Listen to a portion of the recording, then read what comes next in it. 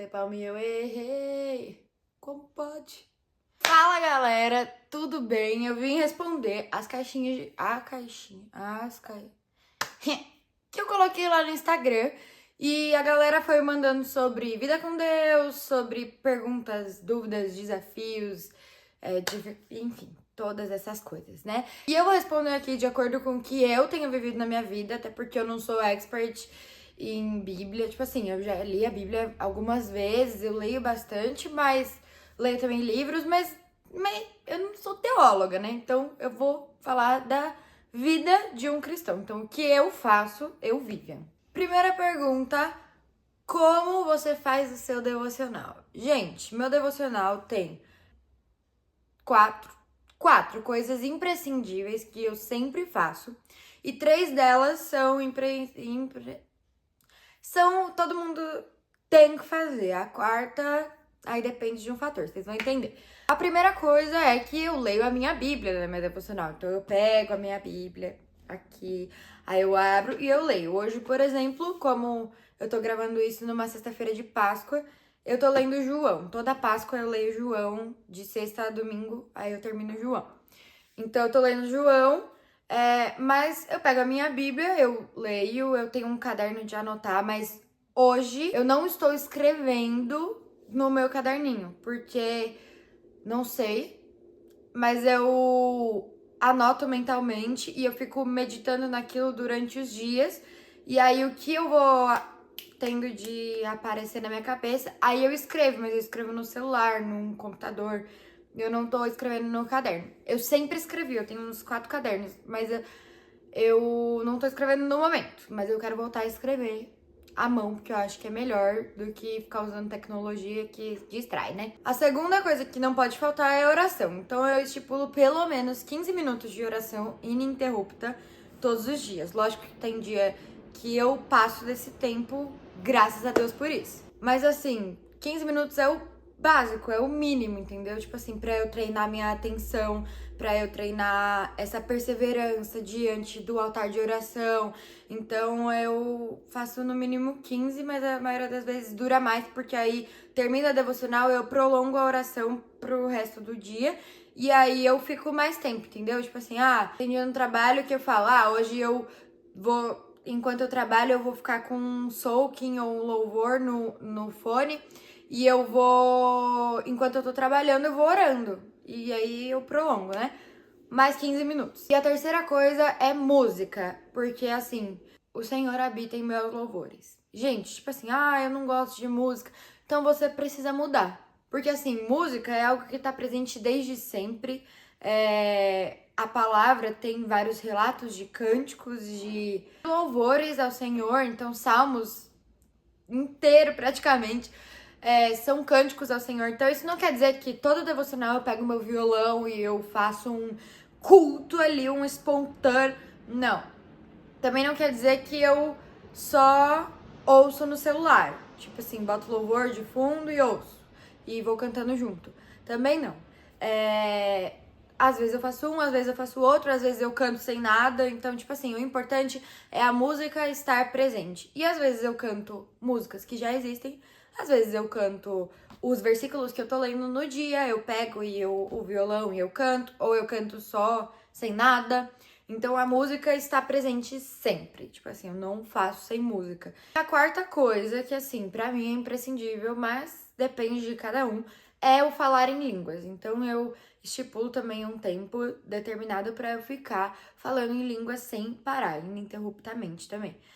Aí depende se você recebeu o dom de línguas ou não, mas se você recebeu, você precisa exercitar o seu dom, né? Então eu faço isso. Assim, durante o dia eu também falo em línguas em muitos momentos. Mas na devocional, o tempo que eu tô ali concentrada com o Senhor, às vezes eu tô com alguma coisa na minha alma e eu sei que eu não sei distinguir o que é, eu oro em línguas e o Espírito de Deus comunica com o meu espírito de uma forma que eu não entendo, mas ele está me curando e está falando comigo, está transformando o meu coração. Então, eu não tiro isso por nada. Eu falo em línguas muito. Amo e recomendo. fala em línguas. Próxima pergunta, algum livro ou capítulo da Bíblia que te marcou mais? Livro é óbvio, Cantares, tipo assim, não tem nem o que falar. Um capítulo da Bíblia que me marcou muito numa época da minha vida foi 2 Coríntios 4, principalmente os últimos versículos 17 e 18. Pega a sua Bíblia, abre e lê, porque você precisa ler a Bíblia, então eu não vou falar aqui qual versículo que é. Mas esse e João 14, meu Deus, João 14, tipo assim, eu explodo em 35 mil pedaços.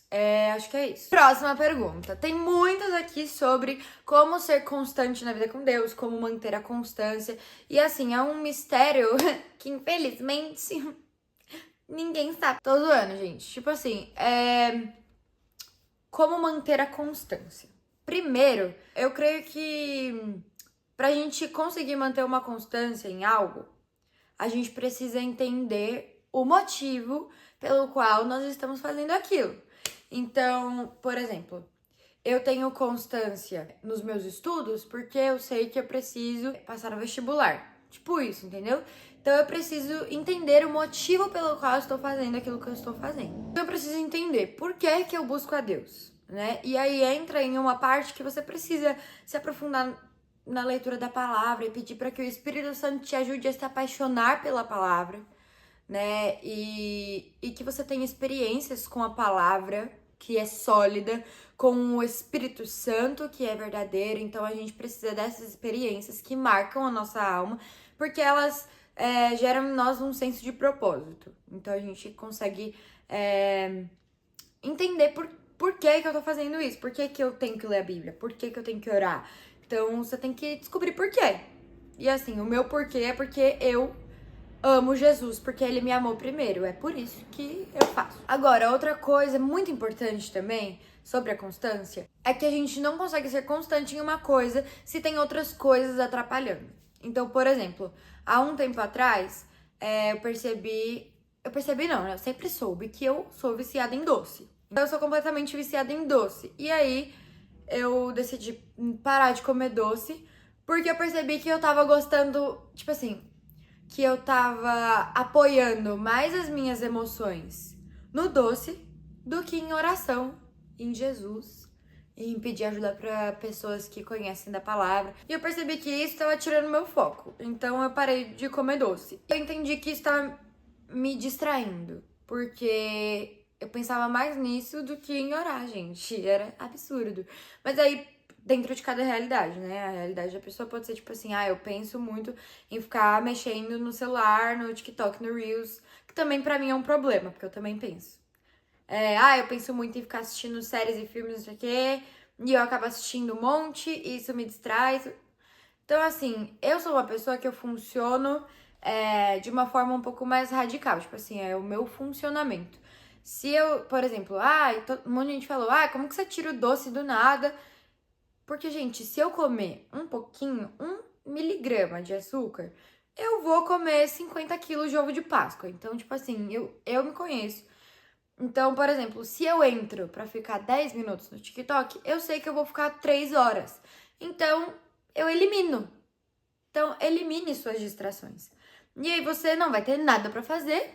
E você vai olhar sua Bíblia, ela vai olhar pra você e você vai falar, acho que é importante, né, amigos? Elimina. Não quero, não sei o quê. Gente, nós não vivemos pra agradar a nós mesmos. Nós vivemos pra agradar ao Senhor. Eu tava lendo João hoje, eu vou até pegar o versículo. Gente, então, o versículo tá lá em João 4, na parte da mulher samaritana. E quando a mulher volta pra cidade lá pra contar o que tinha acontecido, os discípulos chegam e falam se Jesus não queria comer nada, né? E começa a perguntar por que você não tá comendo, você não quer nada pra comer. E aí Jesus fala que ele não quer nada e que o alimento dele é fazer a vontade do Pai que o enviou. Então, nesse momento, Jesus ficou sem comer. Eu não tô aqui pra satisfazer o prazer do meu coração. Eu tô aqui pra satisfazer o prazer do coração de Deus. Então, entendendo isso, a gente consegue deixar algumas coisas pra trás, parar de fazer algumas coisas pra realmente fazer a vontade de Deus. E qual é a vontade de Deus? Que a gente esteja na presença dele e que a gente o conheça e esteja com ele, né? Extinguir, matar todas as distrações possíveis.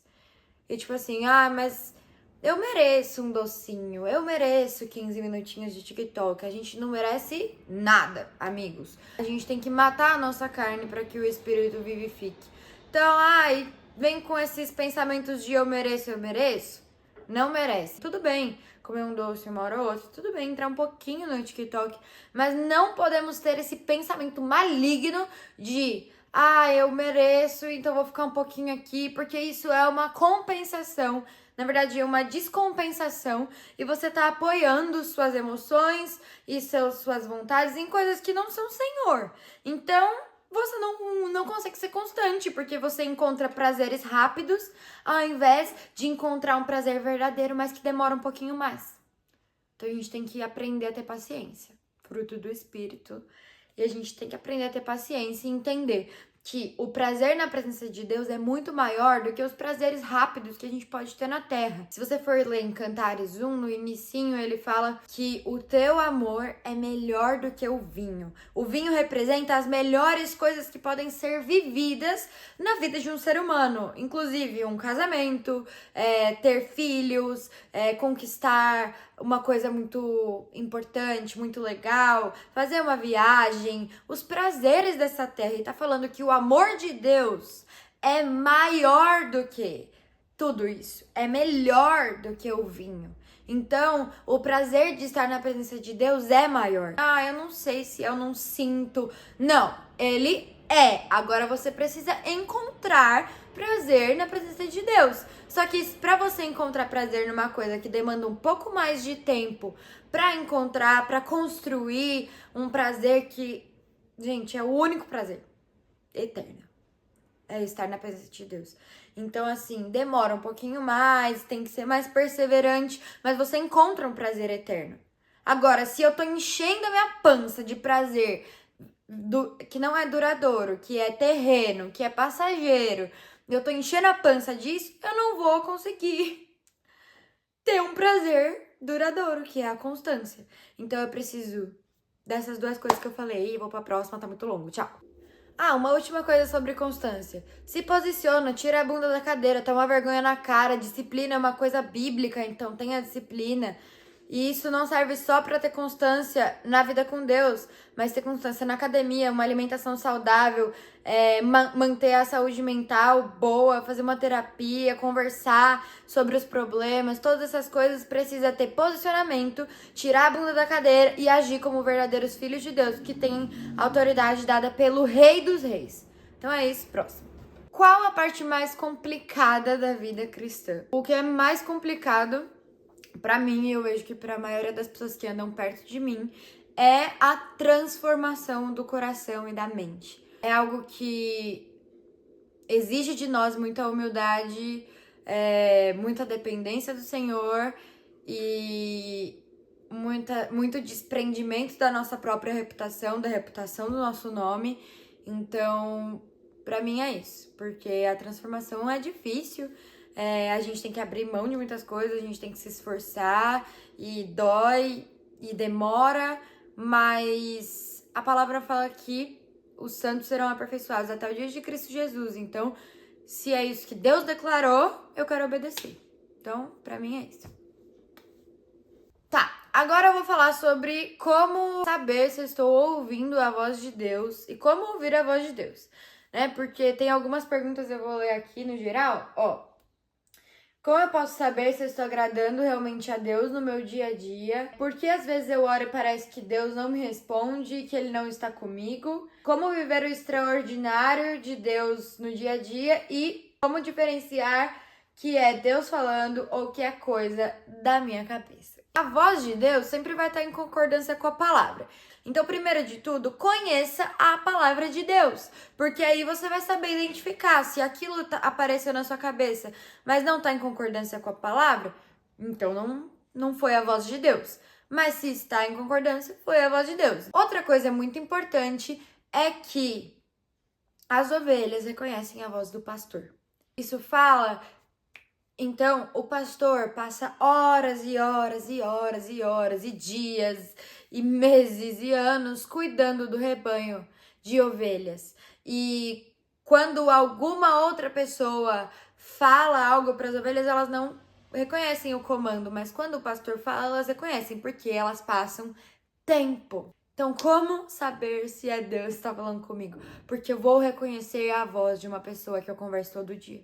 Outra coisa muito importante é que nós precisamos ter fé. Nosso estilo de vida é baseado na fé no Filho de Deus, na fé de que Cristo Jesus veio, morreu por nós, nos libertou da morte, do pecado, nos resgatou para um reino de luz e o reino de Deus, né?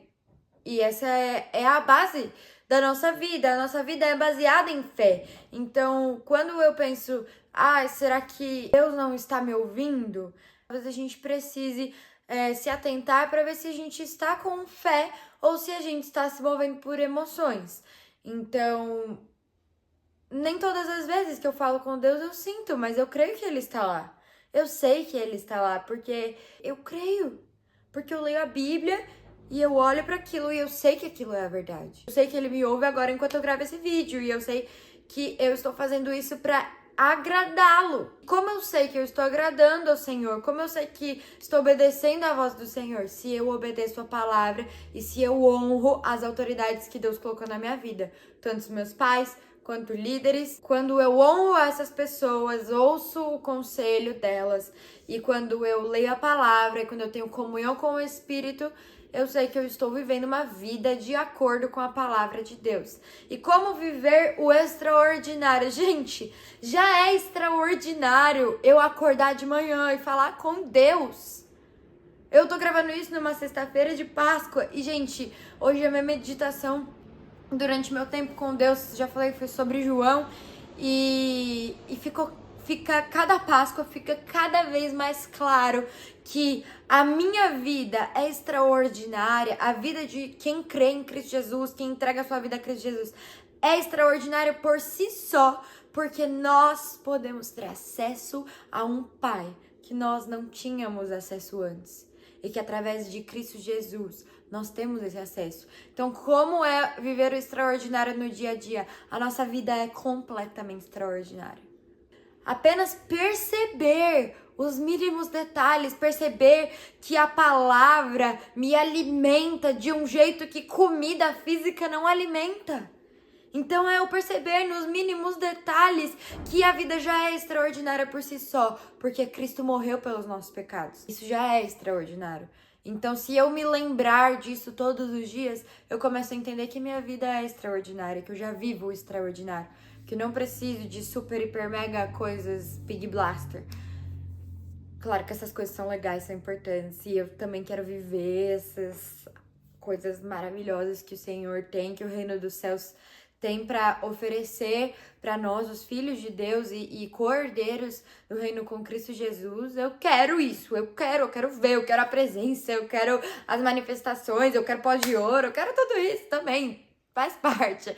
Mas isso não é o mais extraordinário. O mais extraordinário é que o meu coração empedrado, podre, sujo, nojento, está sendo transformado pelo poder de Cristo Jesus, pelo poder do Espírito Santo, da palavra de Deus. Isso é o mais extraordinário, é viver sendo transformada e amada por alguém que eu não consigo agradar 100% do tempo, é saber que eu sou amada mesmo antes de eu me converter, antes de eu saber que Deus existia, antes de tudo isso, é saber que mesmo que eu erre, mesmo já conhecendo a palavra, eu continuo errando, eu continuo pecando, mesmo assim, eu tenho um amor que não para de me amar e é Cristo Jesus, é Deus nosso Pai, é o Espírito Santo Consolador, isso já é extraordinário. Maior dificuldade de um cristão da geração Z é distrações. E eu falei um pouco disso na constância, então eu vou só zerar aqui minha opinião. Mano, corte a sua mão se ela te faz pecar. Então, pra mim é isso. São as distrações. E eu creio que quanto mais distraídos nós ficamos, menos a gente percebe aquilo que Deus faz, menos a gente consegue agradecer porque a gente não percebe aquilo que Deus faz, quem Deus é. menos a gente percebe os relacionamentos, menos a gente consegue resolver conflitos. Essas distrações acabam com a nossa vida. Como viver uma vida de adoração e como me aproximar da presença? Gente, é simples porque o véu foi rasgado. O véu foi rasgado. Como eu me aproximo da presença? Me aproximando. A palavra fala em Hebreus que a gente pode nos achegar confiadamente ao trono da graça porque o véu foi rasgado. É só se aproximar. Mas assim, realmente é algo intencional. A gente tem que entender que a nossa vida é feita de intencionalidade. E que se a gente não tem intencionalidade, a gente não chega em lugar nenhum. Então, se eu quero chegar num lugar de mais intimidade com o Senhor, se eu quero me aproximar da presença, eu sei que esse caminho é através de Cristo Jesus, porque Ele abriu um caminho para nós que nós não poderemos trilhar, a não ser por Ele, a não ser nele, porque Ele é o próprio caminho, né? Quando a gente vem, acho que é João 14,6. Eu sou o caminho, a verdade e a vida. Ninguém vai ao Pai senão por mim, senão através de mim. Então nós temos Cristo e nós podemos nos aproximar de Cristo. E isso nos leva ao Pai. E essa é a presença. Essa é a vida de adoração. Tudo o que eu faço é para matar a minha carne e vivificar o meu espírito. Ah, mas o jejum é para isso. Sim, o jejum também é para isso. Mas todas as minhas outras atitudes, decisões, tudo é para isso também. Em tudo que eu faço, eu mato a minha carne e eu vivifico o espírito. Ao invés de assistir a série, eu leio minha Bíblia. Ao invés de comer aquilo, eu vou me alimentar de uma forma saudável. Ao invés de ficar deitado e com preguiça, eu vou levantar e eu vou fazer uma atividade física. Isso é uma vida de adoração. É negar a si mesmo, tomar a cruz e seguir a Cristo. Não é só música, não é só na hora do culto e não é só na hora da devocional. É o tempo inteiro. Eu falar, mano, eu fiquei muito chateada com essa pessoa, mas eu vou matar minha carne, eu vou vivificar o espírito, eu perdoo, eu oro, eu abençoo essa pessoa, eu honro ela e amém. E não é uma coisa fácil, tipo assim, é fácil na teoria, né? Na prática é horrível, mas a gente precisa matar a nossa carne e vivificar o espírito. É isso. E eu não vivo pra alimentar meus desejos e eu não me dou mimosinhos. Eu vivo pra alimentar os desejos do Pai no meu coração, pra poder aumentar a vontade de Deus no meu coração e pra que eu queira o que Ele quer, pra que eu possa ser aperfeiçoado pelo Espírito Santo. Vale a pena. E viver vida de adoração, a gente encontra prazer no Senhor de uma forma que os outros prazeres não são mais tão importantes assim. Última pergunta. Uma pessoa que tem amigos que não gostam de religião, não gostam, que fica falando disso, e essa pessoa não sabe como abordar e demonstrar o amor de Deus e a vida com Cristo sem parecer que tá forçando pra cima dessas pessoas. Algo que eu faço, com certeza precisa ser aperfeiçoado, mas o que eu faço é meu jeito também. Eu gosto de entrar em conversas difíceis. Tipo assim, eu gosto de cavar conversa difícil. Então, por exemplo, em algumas situações, eu chego nas pessoas e eu começo a falar de coisas aleatórias e depois eu falo, nossa, mano, tá difícil isso aqui pra mim. Tipo, meus pensamentos estão muito ruins, eu tô tendo muita dificuldade. E aí eu chego na pessoa e falo, mano, e você? Você percebe isso também, né? Eu gosto de entrar nesses assuntos difíceis e quando você entra nisso, a pessoa abre o coração dela. E aí você acaba tendo uma abertura pra falar a forma como você faz as coisas. Então, por exemplo, você abriu seu coração um pouco, a pessoa abriu o dela, e aí você fala, mano, mas sabe o que eu faço quando todas essas coisas acontecem? Eu leio minha Bíblia, porque eu aprendi nela isso e isso. Porque acontece que nela eu aprendi que eu posso lidar dessa forma. Eu falo com o meu líder, porque o meu líder um dia me aconselhou a fazer isso e, nossa, transformou o meu jeito de enxergar as coisas. E agora eu consigo enxergar as coisas de um jeito diferente e lidar com elas melhor. E aí começa a falar sobre isso, porque assim, gente, as pessoas que não vivem numa comunhão de filhos de Deus, do corpo de Cristo, elas não estão acostumadas a ter relacionamentos profundos dessa forma. É um ou outro que que sabe o que é ter um relacionamento profundo, que gosta de comunhão, que gosta de estar com as pessoas. Isso é uma coisa que a vida com Deus produz em nós. As pessoas são muito isoladas, elas gostam muito individualistas. Isso é cultural, infelizmente, do ser humano, é intrínseco, a gente é assim também. Só que como Jesus nos encontrou e nós vemos uma vida com Cristo, essas coisas vão sendo transformadas com o tempo em nosso coração. A gente começa a entender realmente a importância da vida com Deus e de estarmos com as pessoas e de abrirmos o nosso coração, mas isso não é algo comum para as pessoas lá de fora. Só que isso é algo que o ser humano precisa fazer. Então a pessoa não resiste muito. Se você se torna vulnerável, a pessoa traz a vulnerabilidade dela e aí você aproveita ali as oportunidades. Se a pessoa demonstrar abertura, fala, mano, posso te mandar um louvor? Você pode ouvir lá na sua casa, não tem problema. Eu queria te mandar porque eu acho que vai te ajudar nessa situação. Esse louvor fala muito disso, daquilo. Mano, eu posso orar por você? Eu posso ler um versículo pra você? Pera aí, eu vou pegar aqui no meu celular. E eu tenho certeza que vai poder te ajudar nessa situação. Então, são coisas assim que a gente precisa ter intimidade com as pessoas pra conseguir fazer. Mas é isso, gente. Um dia, em breve, eu faço de novo caixinha de perguntas sobre algum outro assunto específico. É isso. E Deus abençoe vocês. E é nóis!